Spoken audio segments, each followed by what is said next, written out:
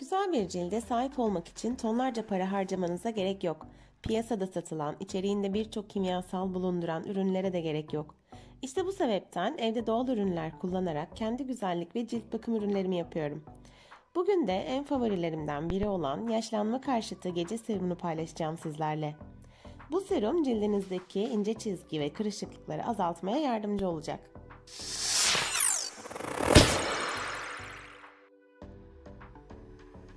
Bu serumu hazırlamak için ihtiyacımız olan malzemeler: 1 adet havuç, 1 tane E vitamini kapsülü, tatlı badem yağı, gliserin ve aloe vera jeli.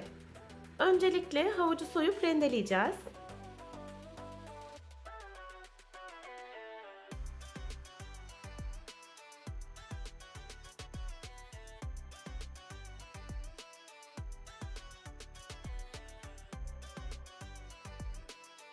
Havucu rendeledikten sonra bir kasenin içine suyunu alacağız.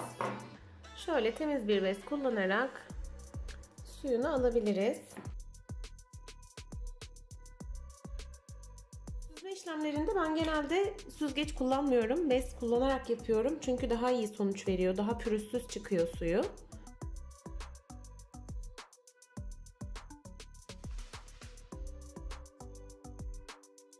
Artık karışımı hazırlamaya başlayabiliriz. Havuç suyunu şöyle bir kenara alıyorum. Biraz sonra kullanacağız.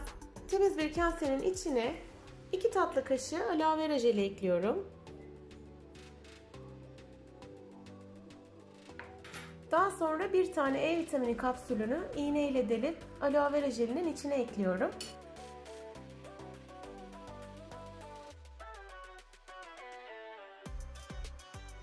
Yarım tatlı kaşığı kadar gliserin kullanacağım.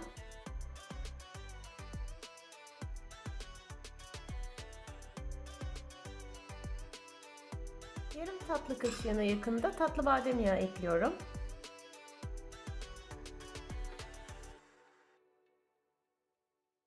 Son olarak 2 tatlı kaşığı da havuç suyunu karışımın içine ekliyorum. Homojen bir karışım elde edene kadar 3-5 dakika karıştırmamız gerekecek.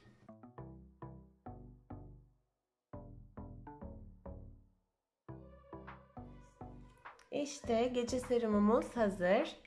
Bunu muhafaza etmek için bu şekilde cam bir şişe kullanacağım ben. Eğer böyle bir şişeniz yoksa ağzı kapaklı herhangi bir kabın içinde de kullanabilirsiniz.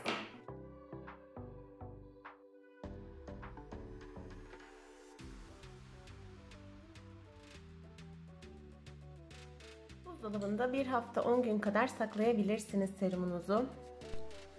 Serumu uygulamadan önce cildinizi güzelce yıkayıp temizleyin. Birkaç damla alıp tüm yüzünüze ve boynunuza aşağıdan yukarı doğru masaj yaparak uygulayın. Bu serum ince çizgiler ve kırışıklıkları azaltacak, aynı zamanda cildinizi onaracaktır. Düzenli kullandığınızda yaşlanma belirtilerinin azaldığını çok net bir şekilde göreceksiniz.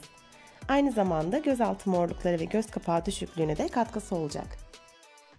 Havuç kırışıklıkların önlenmesine yardımcı olan ve yeni cilt dokuları oluşturan beta karoten bakımından zengindir. Ayrıca birçok yaşlanma karşıtı cilt bakım ürününde önemli bir bileşen olan retinol içerir. Uzmanlar E vitamininin hücre zarlarını koruduğu ve cilde zarar vermesini engellediği için en önemli antioksidan olduğunu düşünüyor. İşte bu sebeplerden dolayı bu serum cildinizin tüm ihtiyacını karşılayacak harika bir ürün. Umarım siz de deneyip memnun kalırsınız. Kendinize iyi bakın. Tekrar görüşmek üzere. Hoşça kalın.